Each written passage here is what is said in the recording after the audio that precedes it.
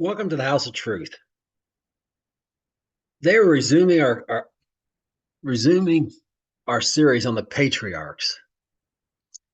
Last time we talked about the wives of Jacob and showed how old he was, and we showed how old before he was whenever him and which actually showed how old he was whenever Joseph was born, and from there we could figure out how old he was whenever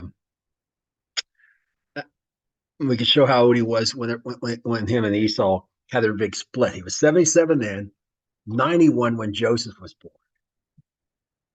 And he was going to go back home after serving 14 years for his two wives, but he didn't have any way to take care of them.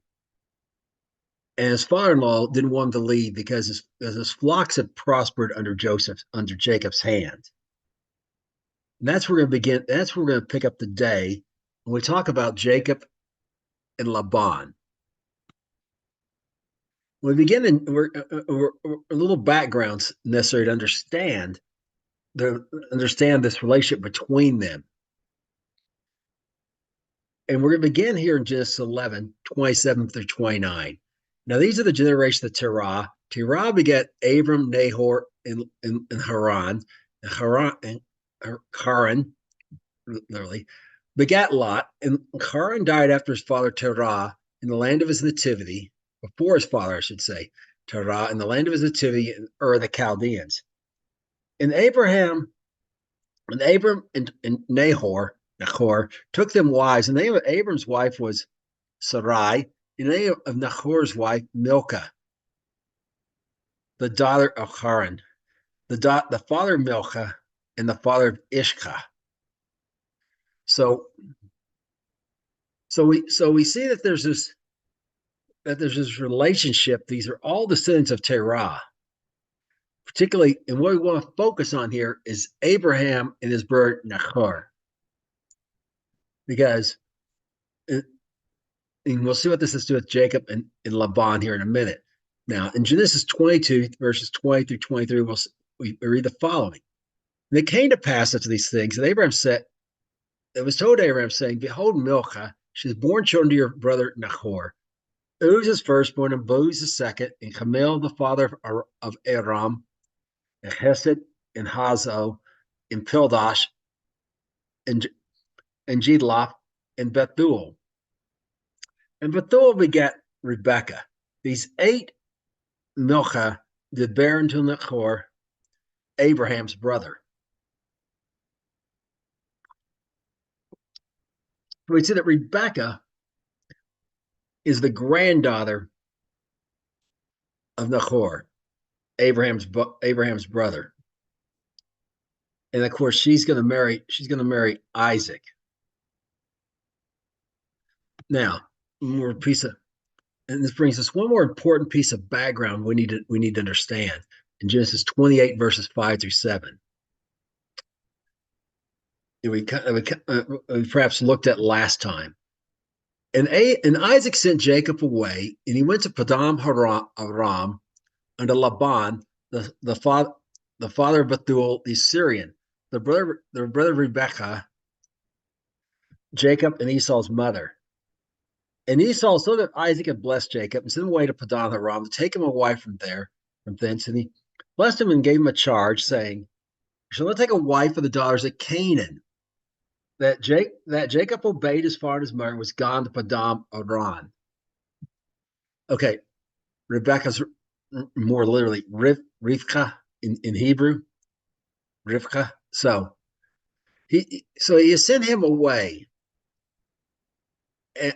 To what? To Laban, the son of Bethuel. That's the brother of Jacob's mother. For what purpose? Not to find a wife. He didn't want to take a wife from the daughters of Canaan. Why not? Because the daughters of Canaan were idol worshippers. And this is the whole purpose of going to Laban, is to get a wife that worships the God of Abraham, Isaac, and Jacob, the God of Israel, the God that Noah worshipped. And that's the reason he's going in the first place, is to find God-fearing women to marry. or God-fearing wife to marry, I should say. He ends up with 4 because paybacks are terrible. He gets tricked, and we'll talk some more about those paybacks. They're going to come to him from his deception with his brother, his father, or his mistreatment of his brother, I should say, when he was hungry, and his deception with his father as we go along. Now in Genesis 30, verses we resume here in Genesis 30 and verses 31 through 35. And this is Laban speaking, or Laban if you prefer. And he said, "What shall I give you?" And Jacob said, "You shall give me the thing, not give me anything. This you will do of me. I will again feed and keep your flocks. I'll pass your flock today, remove them from there, all the speckled and spotted cattle, and all the brown cattle among the sheep, and the spotted and speckled among the goats, and such shall be my hire. So shall my righteousness answer me the time to come, which shall come from my hire before your face. Everyone that is not speckled and spotted among the goats and brown among the sheep shall be counted as stolen with me." And Laban said, "Behold, I would it might be according to your word. And remove that day the goats that were ring straked and spotted, and all the she goats that were speckled and spotted, and everyone had some white in it, and everyone had some white in it, and all the brown among the sheep, they gave them into the hands of his sons." Let's say the sons of Jacob. Now, ring straked, in case you don't know what that means, the animal's fur doesn't have spots, solid circles, but has rings. Okay, and often the rings aren't really uniform. Aren't uniform at all. Like perhaps maybe wavy on the edges, except. But that's the ideal. And here's the thing about these animals is first another thing you need to remember: the words when you see the word cattle in the King James, it's just in Old English it meant livestock. Okay, more generically. Now it's going to end up with cattle later, as in the first place here it means cattle, but the second place, the cattle among the sheep, it means the brown livestock among the sheep, the brown animals.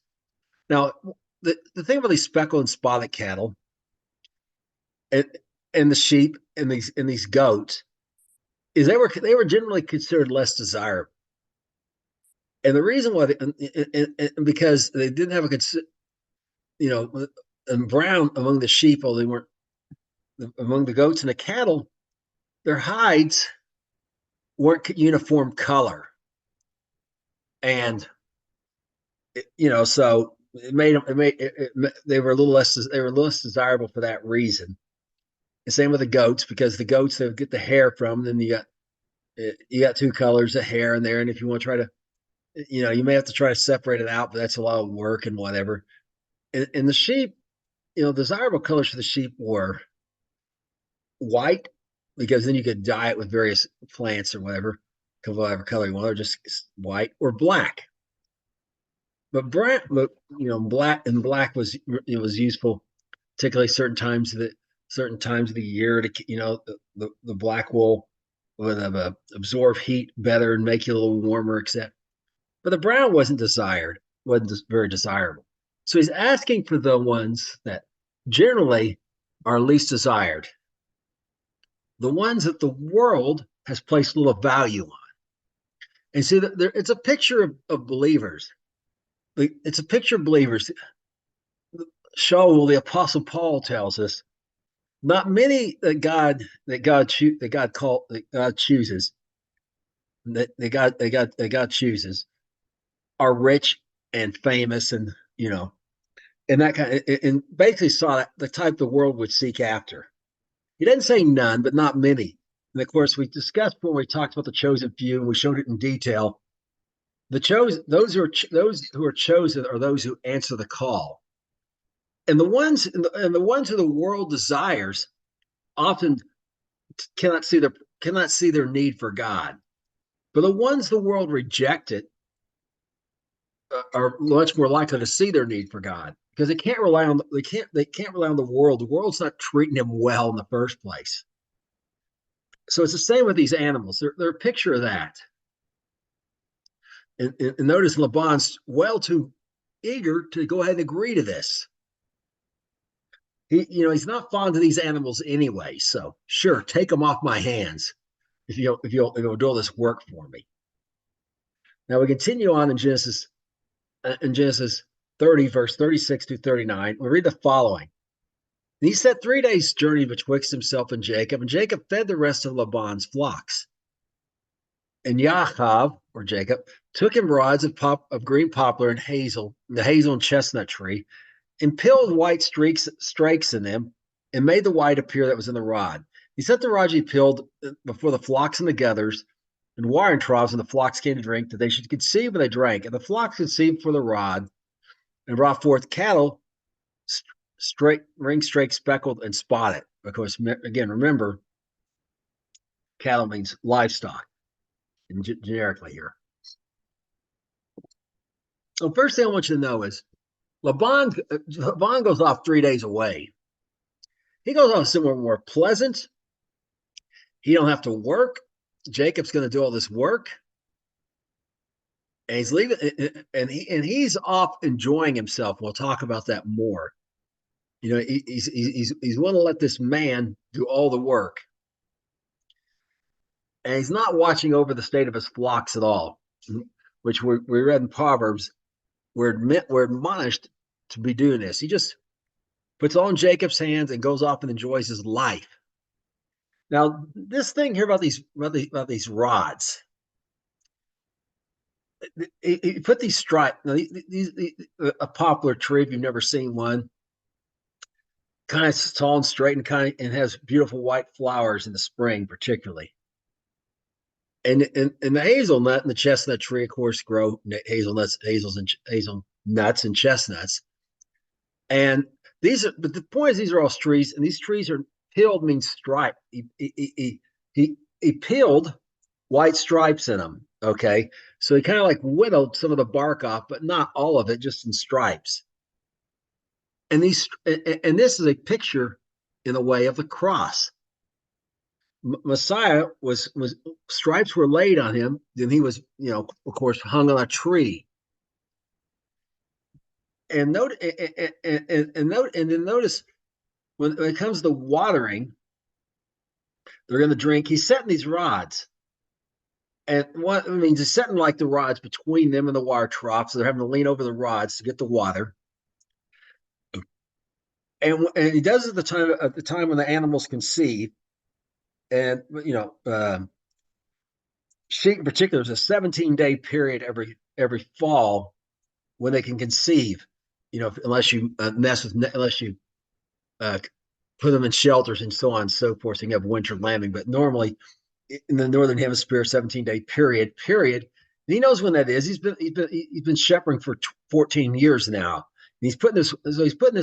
So these animals will come here. We're going to talk some more about this in a minute, because this is not a recipe for us to get, like, well, if we want things that are ring straight, speckled, and spotted, kind of like the rods were made, not of consistent color anymore. For us to put these, put rods in front of our animals, they drink, and we'll just get this. No, there's a reason why he's doing this. This is not just his own crazy ideal, as we shall see. Now we continue in Genesis 30, verse 40 through 43. Read the following. And Jacob did separate the lambs, set the face of the flocks towards the ring straight, all the brown of the flock of the Laban, for his own flocks by himself, and put them not unto Laban's cattle. And it came to pass, when of the stronger cattle they conceived, that Jacob laid rods for the eyes of the cattle together, so they might conceive among the rods. When the cattle were feeble, he put them not in. So the feebler were Laban's, the stronger Jacob's. And the man increased exceedingly, had much cattle, maid servants and manservants, and camels and asses. Okay, so now he's doing some selective breeding here, as it were, or so to speak here. He's got his and Laban separated, but among his and Laban's both, whenever the stronger animals are going to conceive, he lays the rods, so their children will be his. When the weaker ones, the ones aren't he didn't put the rods there, and they all bear ones of solid color, except that look more desirable, but they're not really as strong, and they become Laban's. And this is, this is the way, this is the way things are. God takes those who are not despised, who are despised and whatever of this world, and we'll make us stronger over time, particularly families who will walk in His way. But those who are strong in more desired in this world, He'll make them weaker, particularly over time. And what's the end result? Yahav, the hill of God. Remember that's what that name literally means. Can have the ideal of deceiver as well, hill grabber, but literally it's hill of God, hill of Yah, and picture of Messiah. And Messiah is going to increase exceedingly. It's like this man. Now you may think, how do you got maid servants and men servants again, getting people into his camp, bringing and those in his camp are going to become worshipers of God. And what else? Camels and asses. Well, how do you get them? He traded his animals, livestock, cattle, hoof stock, things you eat, not as opposed to camels and asses, which you don't eat. And he traded some of them for camels and asses and these men servants and maid servants. So the man gets very rich. And because again, a picture of Messiah's kingdom growing exceedingly. But there's a problem. There's some opposition to this. And we're going to see that. We see that here in Genesis 31, verses 1-3. And he heard the words of Laban's son saying, Jacob saying away all of our fathers, that which is our father has gotten all, that which is our fathers has he gotten all this glory. And Jacob beheld the countenance of Laban, behold, it was not towards him as before. And the Lord said to Jacob, return to the land of your fathers and to your kindred, and I'll be with you. So Laban's sons don't like it that Jacob's gotten richer and they've gotten poor. I mean, obviously, it seems kind of obvious, but their accusations about it is not really true at all. He's taken away all that was their father's. Well, him and Laban had made an agreement. And this thing Jacob's been doing is nothing natural about it, okay? And we'll see why it's gotten, and that which their fathers has he gotten all this glory. Again, they don't recognize that this is the work of God. Or why? And remember, Laban's is off 3 days away. Just been, well, we'll examine, we'll see what he's been doing. But he's like, Laban's a picture of the world, and Jacob's a picture of the people of God. And that's going to become more apparent here, okay? But he's doing like what the world does whenever it doesn't have to work it, He's been living like that, and that'll come out some more as we go along. Well, now Laban is no longer so fond of Jacob. And there's something, so the Lord tells him it's time to return home. And of course, returning home is to his kindred. His kindred would be Esau, of course, primarily. The land of your fathers, to your kindred, that'd be Isaac and Esau, Isaac and Esau. He's got to face the people he deceived, the people he didn't treat right. But it's time to go back and so this is the word of the Lord sometimes to a lot of people. When you have an employer and he's no longer looking on you favorably, often it's time to leave. Now, the Lord may tell you to stay or something like that for various reasons. But a general rule of thumb, general principle would be it's time for you to leave. Okay, unless the Lord, directs you otherwise. Now, we're going to continue on here in Genesis 31, verses 4-9. And Jacob sent and called Rachel or Rachel and Leah to the field of his flock, to the field unto his flock, and said to them, I see your father's countenance is not towards me before, but the God of my father has been with me. And you know that in all my power I've served your father. And your father has deceived me and changed my wages 10 times, but God suffered him not to hurt me. If he said thus, the speckle should be your wages, and all the cattle bear speckle. If he said thus, the ring straight should be your hire, and all the cattle bear rings, and bear all the cattle ring straight. Thus, God has taken away the cattle of your father and given them to me. Okay, so why did God do this? Because he's remember Jacob. Remember that promise. The curse those that curse Israel, bless those that bless them. That promise that went from Abraham down through Isaac into now to Jacob, and indeed, really the seed of the children, the sons of Abraham, very generically as well, but particularly the Yahav, Jacob, and God's fulfilling this promise. Laban is the sower of his own losses here. Why? Because he was trying to change. He was trying to deceive Jacob and trying to take, and he would have hurt him, but God didn't let him hurt him. He was trying. He was going to at least hurt him economically if the Lord hadn't stopped him. And so Laban has brought all this on himself, and those rods and stuff were not just Jacob's ideal, and we'll see more of that, more evidence of that right here in a moment. But the purpose was to do this. And remember, see how he's been deceived 10 times, changed 10 times. This is paybacks. He deceived his own father, his own brother and father. He wanted his brother's double portion, and caught him in his moment of weakness and took advantage of him. And now Laban has been doing the same thing to him. Again, paybacks are terrible. No, so Jacob explains this further to his wives as we continue on Genesis 31, verses 10 through 13. And it came to pass that time the cattle could see, I lifted up my eyes and saw in a dream, behold, the rams which leaped upon the cattle were ring-straked, speckled, and gristled. And the angel of God spoke unto me in a dream and said, Jacob. And I said, Here am I.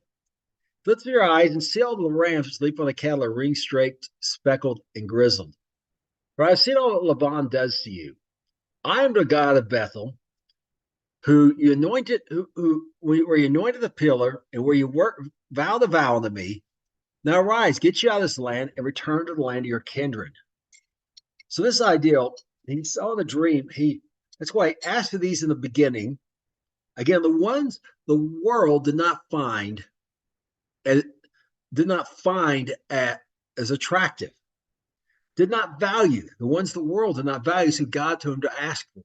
And God's the one who arranged this. And Yaakov was following the instructions of the Lord by putting those rods there.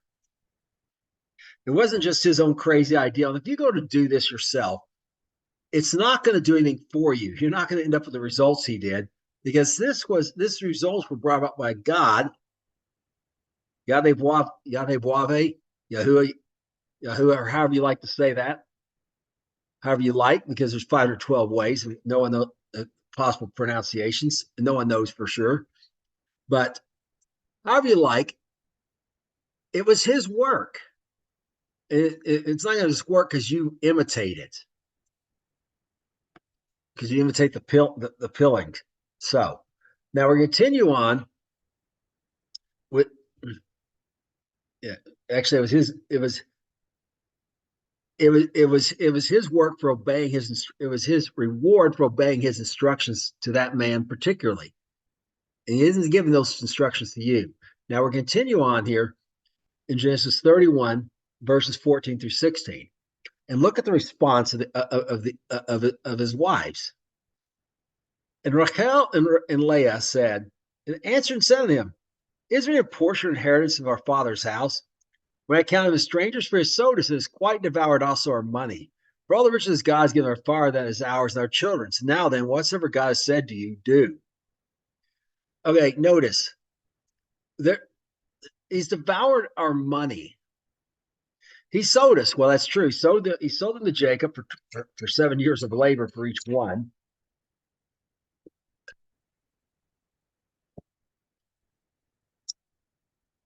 He's devoured the money.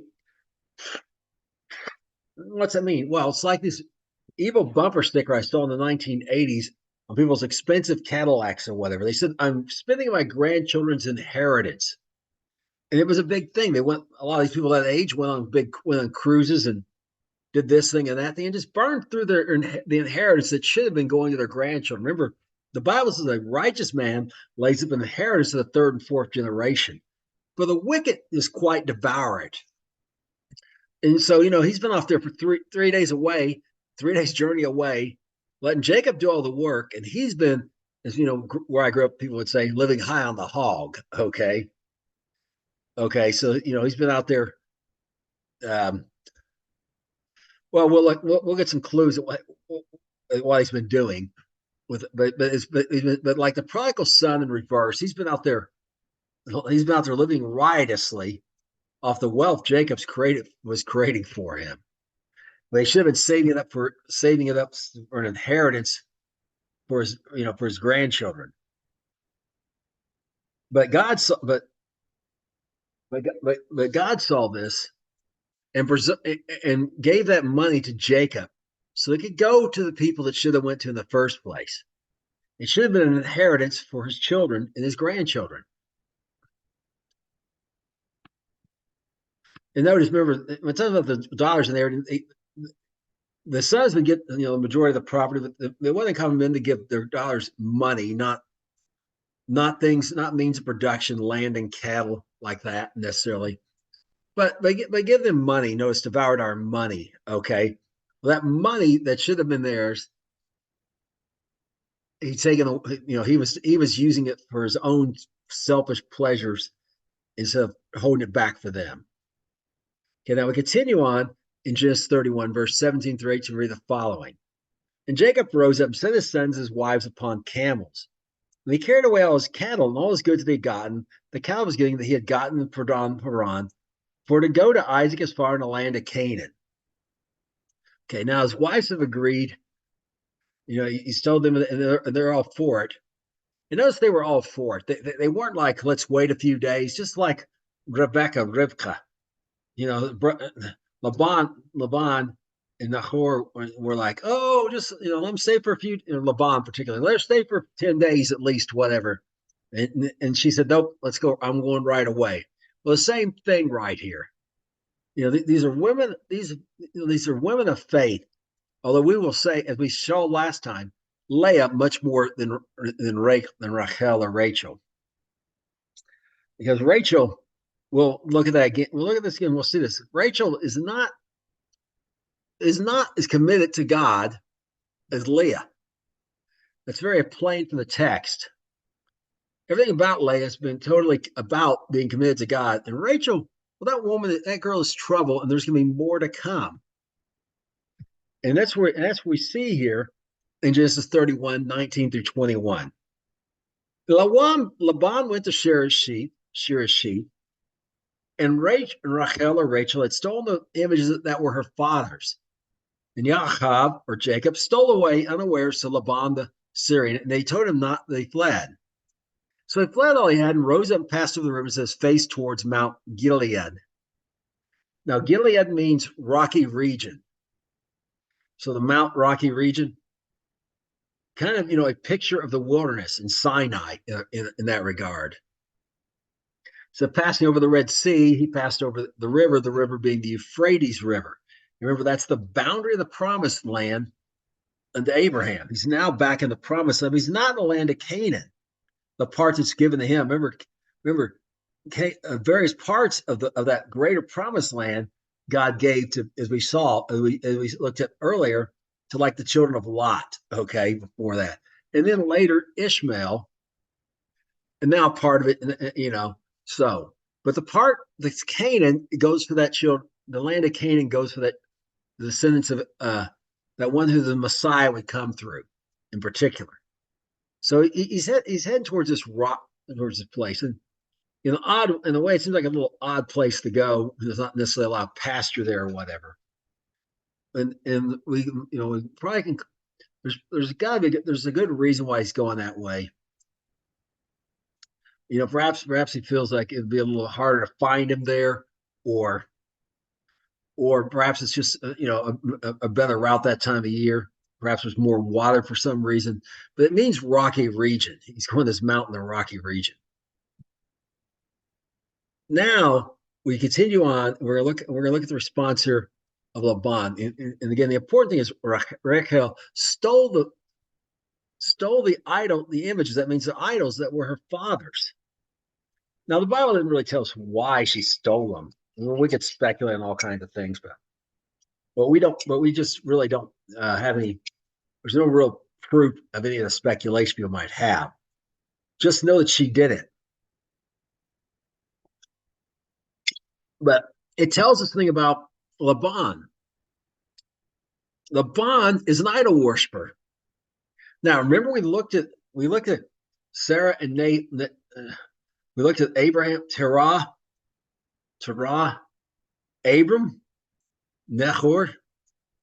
Remember the whole reason Isaac sent him, Jacob, there was to get a wife that was not an idol worshiper.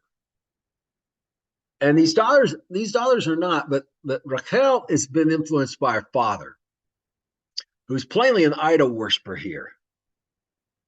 And notice this, fled unaware to Laban, to the world. We're told to what it's a picture. This is a picture in a way of the rapture. Okay, in the rapture, the world is going to be caught unawares when we go away. We're told to watch and pray, and we count it worthy, therefore, to escape all these things. In Luke 21:36, you know, Yeshua leaves no space for any other understanding. Escape all means escape all. Well, what's our part? To watch and pray.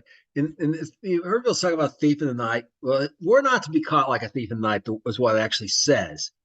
But the world is going to be caught like a thief in the night. We're going to be stolen away, snatched away unawares. And so this is kind of what's going on here in a similar way with Laban. Now we're looking at Laban's response. And to continue on Genesis 31, verse 22 through 24. It was told Laban on the third day that Jacob had fled. And he took his brethren with him and pursued after him 7 days' journey, overtook him in Mount Gilead. And God came to Laban the Syrian in a dream by night and said to him, take heed that you speak not to Jacob, either good or bad. And notice this third day after Jacob was fled. What's that remind us of? The third day Messiah rose, and which also caught the world unaware. Even his own disciples, remember, who he told plainly, just were dense and not getting it. You know, he plainly told them he'd be dead for 3 days, and he'd be turned over to Romans and be crucified and die, and 3 days later raised from the dead. Laban is finding out that Jacob's fled. He's left this, he has left the world. He pursued after him 7 days' journey. So remember, Jacob is going a lot slower, has women and children, except they're on camels and has all these cattle. And Laban's not taking all his cattle with him, all of his livestock with him, as it were. And he's able to travel much faster. And so he's going to overtake him in Mount Gilead, the rocky region that perhaps Jacob had thought perhaps it might be easier to cover his tracks there or something like that. Perhaps he thought Laban would think to look there because of the general lack of pasture. But notice this, how God intervenes. And God came to him in the night and told him, take heed that you speak near to Jacob, good or bad. Laban's not been treating Jacob right, and now God has intervened. Now we continue on in Genesis 20, and we're going to look at Laban's response here to God overall, first of all. Then Laban overtook Jacob. Continue on Genesis 21, verse 25 through 29. And Laban overtook Jacob. Now Jacob pitched his tent in the mountain, and Laban with his brethren pitched in the Mount of Gilead. And Laban said to Jacob, what have you done that you've stolen away unawares to me, carried away my daughters as captives taken with the sword?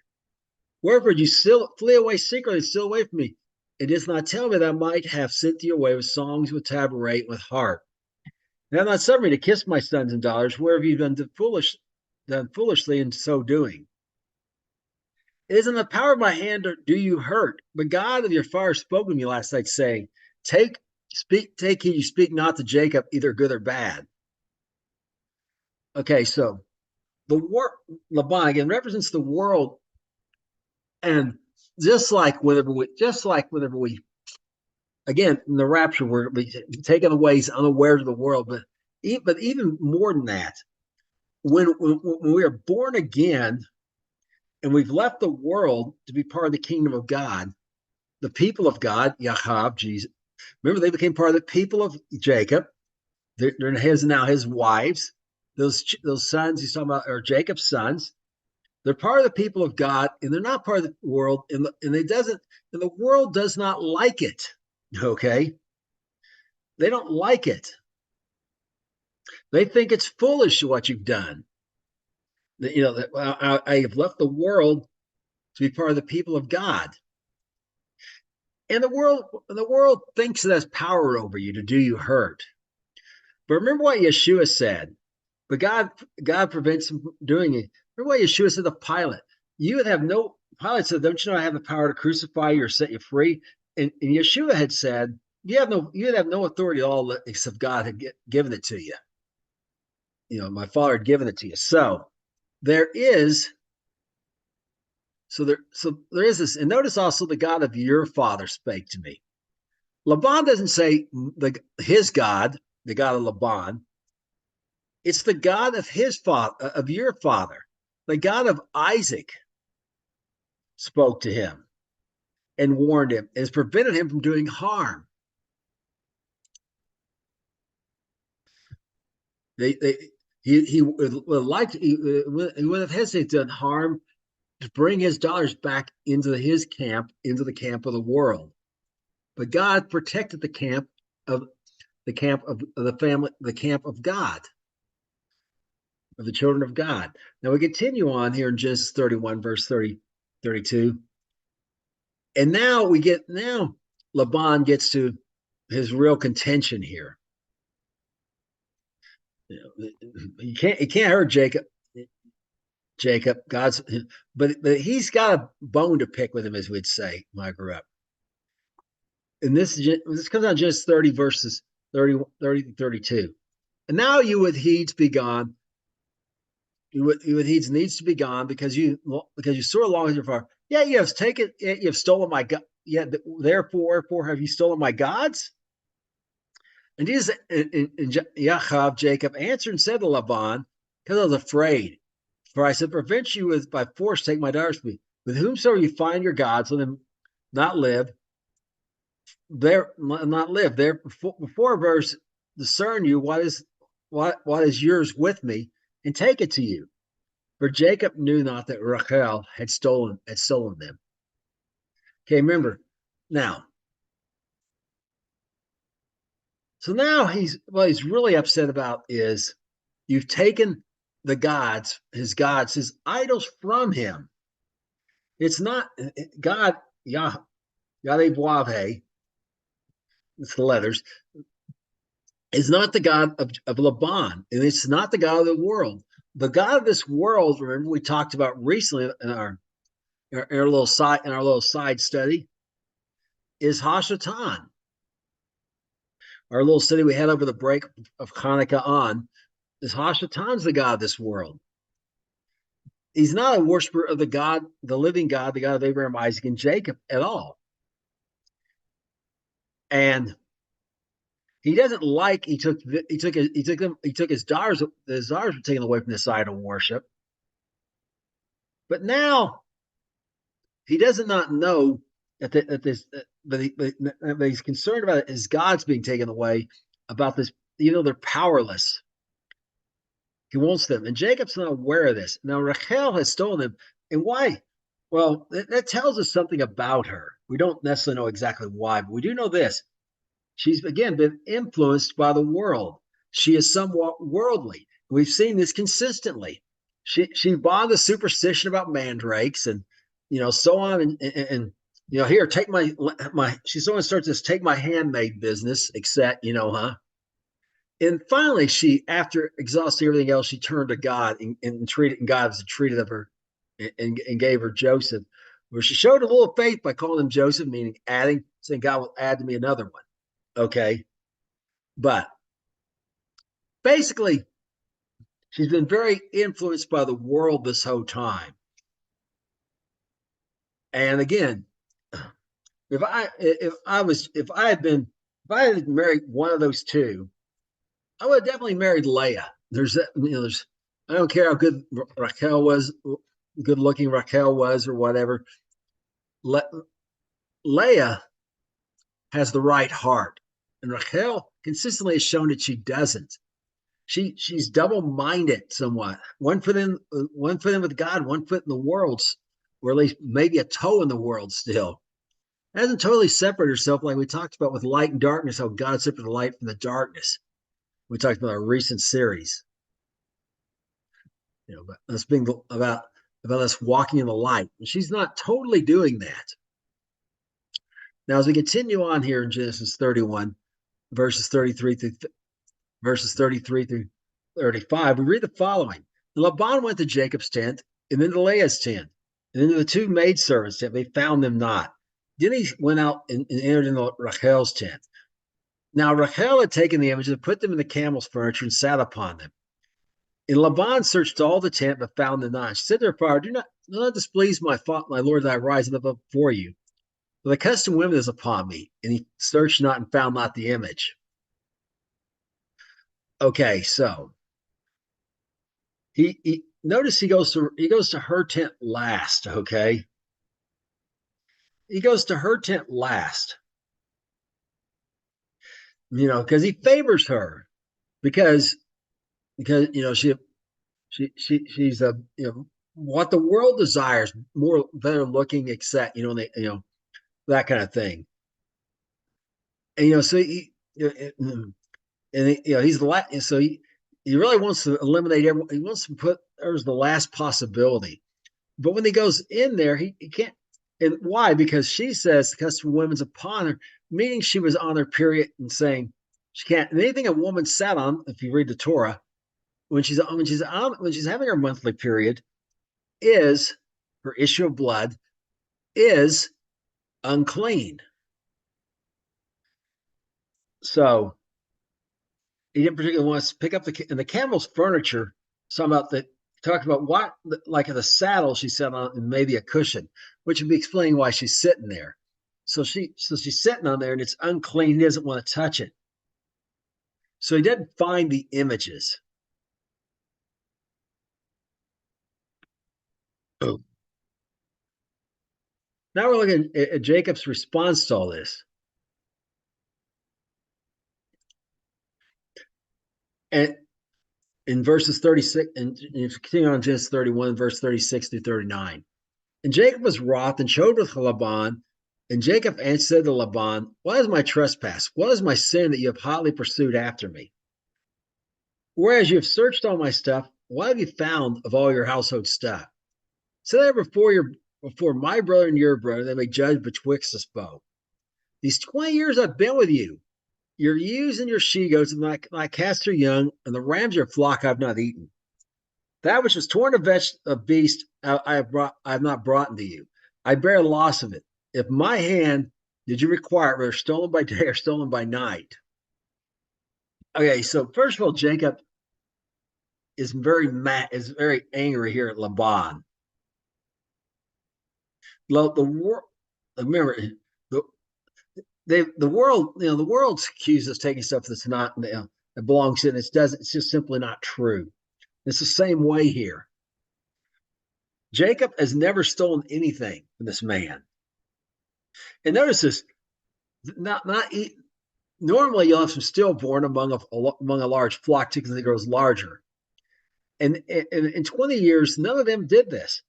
And this, of course, harkens to the Torah, where God says we walk in his ways. None of our animals will not only will our wives not be barren and not have having stillborn children, but neither will our flocks, and that's what's gone on here. So this shows the blessing of God that's been upon him. And notice, if someone did steal something, he paid Laban back. Laban required of him. If something was killed by a beast, he He bare the loss of it and made it good for Laban. His work has been guaranteed, and he's never broken that. So there's no reason Laban's accusation, remember, he doesn't know Rachel had stolen those gods, is completely foundless. And it makes him mad. And it's often like the way the world will persecute the children of God, the household of God, through foundless accusations of wrongdoing, when quite contrary, we did people nothing but good. Now we continue on Genesis 31 through 42, and we're going to read about how hard working this guy was and how this is really paybacks for what he did to Isaac. Well, I'll explain that. And so, thus I was in the day of the drought consuming, the frost by night, and my sleep departed from my eyes. Thus I've been 20 years in your house. I served you 14 years for your $2, 6 years for your cattle, and you have changed my wages 10 times. Except the God of my father, the God of Abraham and Isaac, had been with me, surely you had sent me away empty. God has seen my affliction and the labor of my hands and rebuked you yesterday night. Okay, so if God had been with him, this guy would have given him nothing. And that's what the world will do you. And notice how hard this guy had worked, day and night, drought, hot, heat of the day, cold at night, short on sleep, just worked, changed his wages, but the world changed his wages 10 times. Remember, he's a picture of the world as we've been seeing it, and it'll become even more evident as we get a little further along.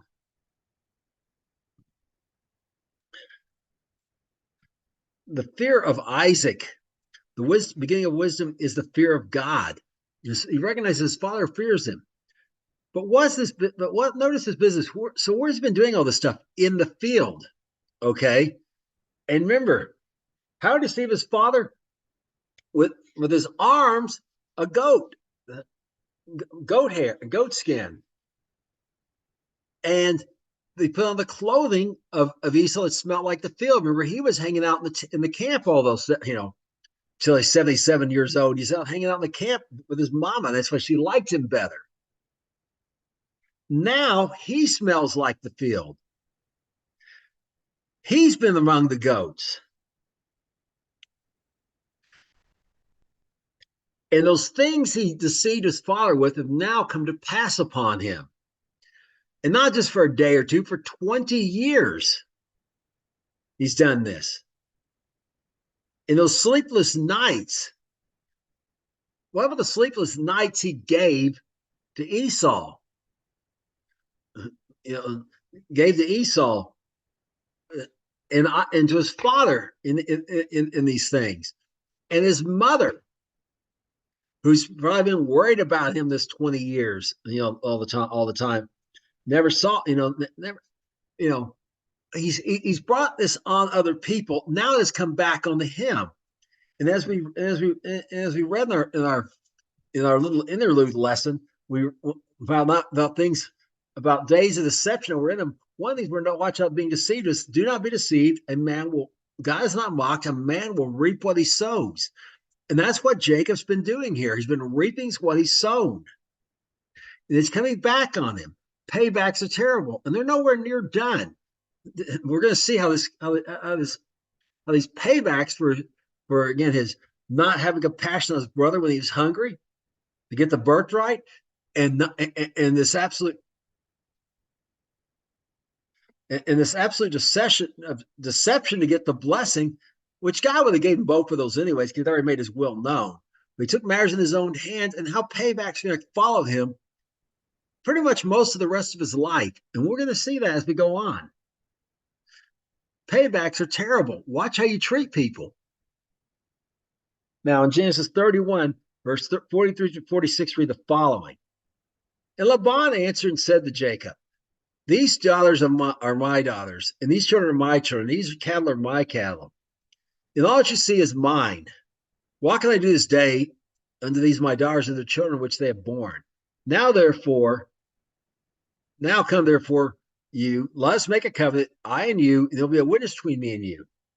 And Jacob took up a stone and set it for a pillar. And Jacob said to his brethren, gather stones. They took the stones and made a heap. And eat there upon the heap. Okay.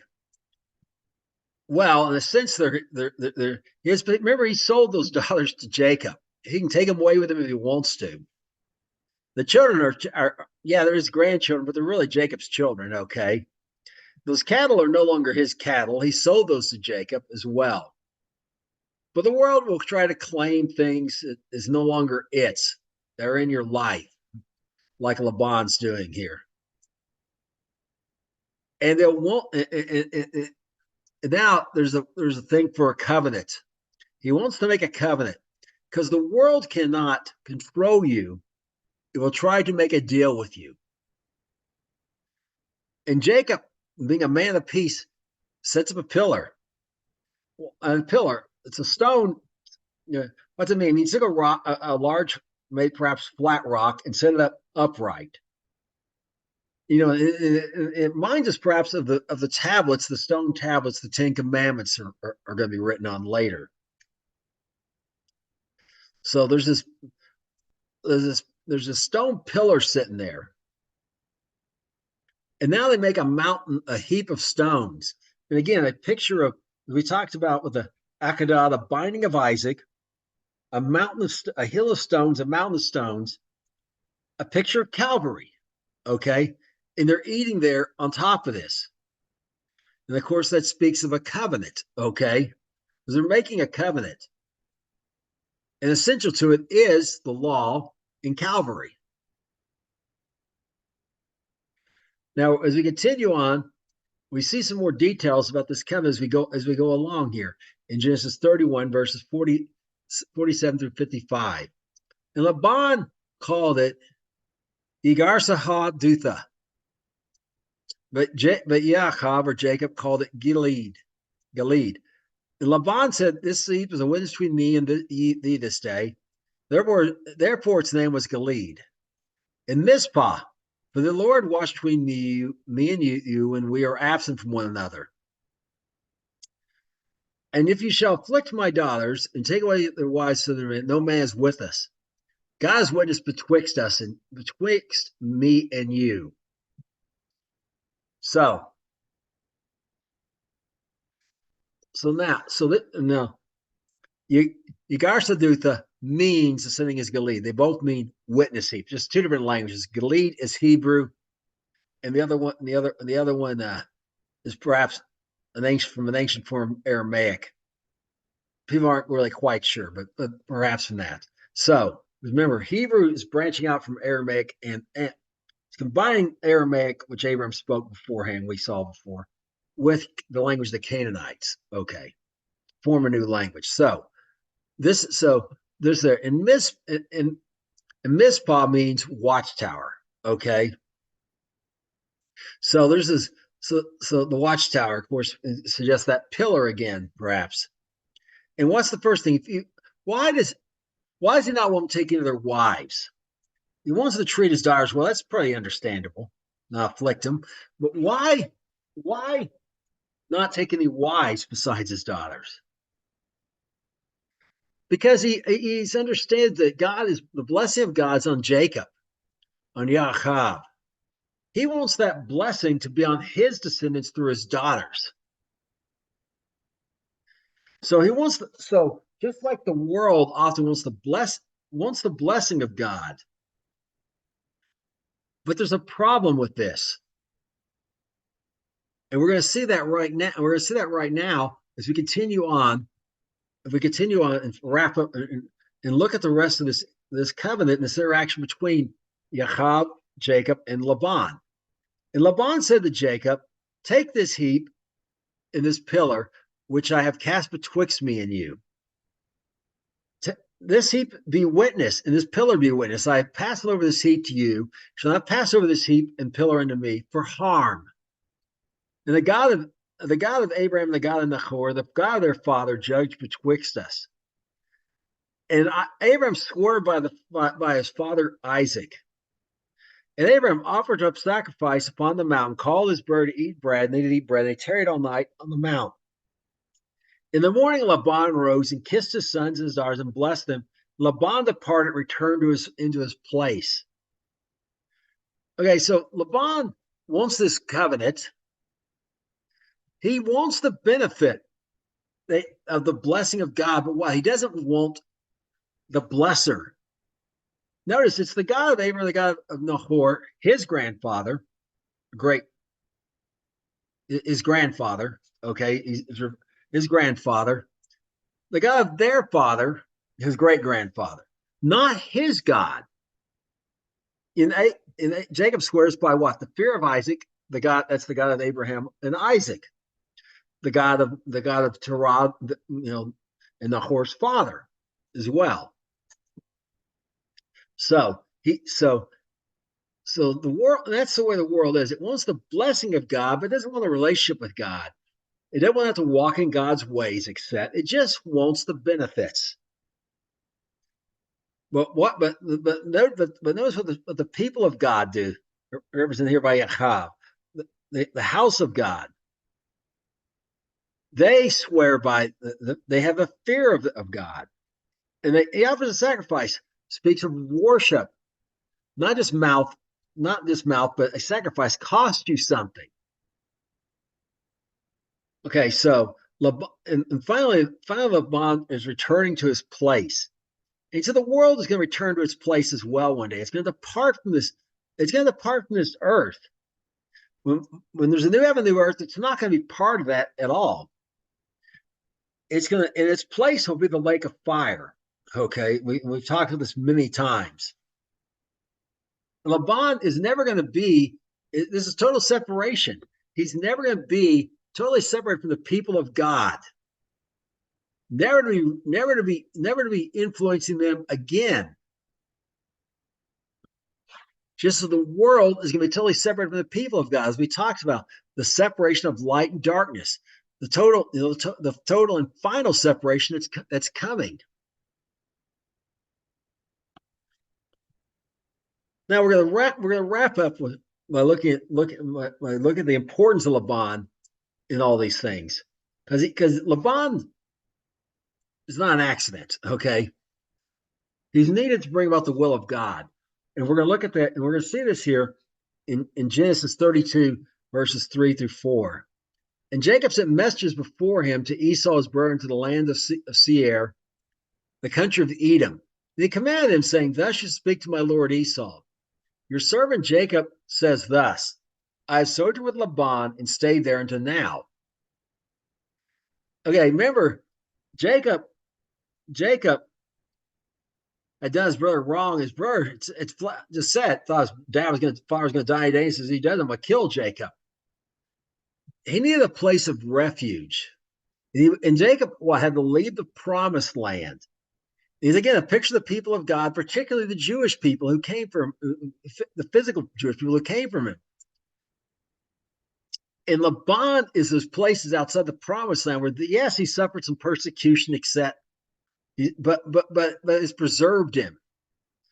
And they've been, the Jewish people, since they've rejected Messiah, have been scattered all over the world, but they've been preserved, particularly by that little refuge, those small sanctuaries God promised, which were, of course, believers protecting them, like in a hiding place, literally a small sanctuary, those kind of things. So Laban is given Jacob a place of protection from Esau, although he's going to have to go face Esau because God told him to go back to his brethren, to his kindred, which would include Esau. But Laban's given him a place of shelter for 20 years till it's time to return to the promised land. And so has it been to all these countries where Jews have been scattered to throughout the earth. They've been placed of protection until the day when the final day, when they're all gathered after Messiah returns, when the regathering is complete to return to the promised land. Now in Genesis 46, verse 13, we find something else important here about Laban. Now, these are the sons of Zilpah, whom Leah gave to Leah, Laban gave to Leah's daughter, and she bare unto Jacob 17 sows. Okay, how did Leah get Zilpah? Laban gave it to him, and notice Zilpah bare unto Jacob 16 sows. Yeah, that's counting. That's not just her children, her two children, but those two plus the grandchildren and possibly great grandchildren. We go there, brother. We'll see exactly, but they all came from the Zilpah, and Leah got him from and Zilpah. There's never anything bad spoken about her. She, like Leah, is totally separated from the world. But what's the thing? She's not part of the physical family that Jacob's from. She is from the she is part. She has been taken out from, in that sense, the family of the sins of Torah. You can think of like being like the Jewish people, and she's not part of them. She's she's like a Gentile who's been given to the Jewish people and grafted in. Now notice she's part of the family of Jacob. 16 sows. And again, nothing ever said bad about her. No bad actions at all. She's commit. She and Leah are both committed to God completely. But then we go over here to Genesis 46, verse 25, and read the following. These are the sons of Bilhah, which Laban gave to Rachel his daughter, and she bare these unto Jacob. All these sows were 7. Okay, she had two sons of her own, and only 5 more descendants out of those 2. And again, she's not the extended family of Jacob. She's been taken. Laban, again, represents the world, given Rachel. So Rachel, in that sense, is kind of like a Jew. She's like a Gentile. But notice, and we'll see later, that like Rachel, she's not left the world completely as she should. She's still influenced by it. And she is perhaps influenced by Rachel, who again is somewhat worldly, not been 100% committed to God. And that has rubbed off on Bilhah as well. So that's where we end. Next week, I should say, next time we will look at Jacob and Esau, because he's going to face his brother, and that's what's going to happen next week. But there's the important lessons for us in this, in all this is that, first of all, paybacks are terrible. God is not mocked. You are going to reap what you sow. If you mistreat other people, it's going to come back on you. Remember the man who wrote that, the Apostle Paul, everything he did to Gentiles, he did to the people of God before he met Yeshua on the road to Damascus, came back to him over the rest of his course of his life after he met Yeshua on the road to Damascus. It wasn't just like, oh, well, you're bad. Nope, it all came back on him. And we're seeing the same things happening here to Jacob. It's all coming back on him. But also that the world, that there must be in the end, we are in this world, but we're not part of it. And the day will come for a separation from us from this world. And we should be separating ourselves from the world as much as possible today, and not letting the world influence us to compromise. I mean, like these gods that Rachel stole. These gods, I mean, they don't belong to us. They didn't belong to Rachel. They don't belong to the people of God. And in a similar manner, things that came from idolatry, like worshiping on Sunday, Christmas, Easter, the name of the god's fertility. That's literally what the word means. Those things may be, the people of God may be doing those things, but they don't belong to us. They belong to the world in its system.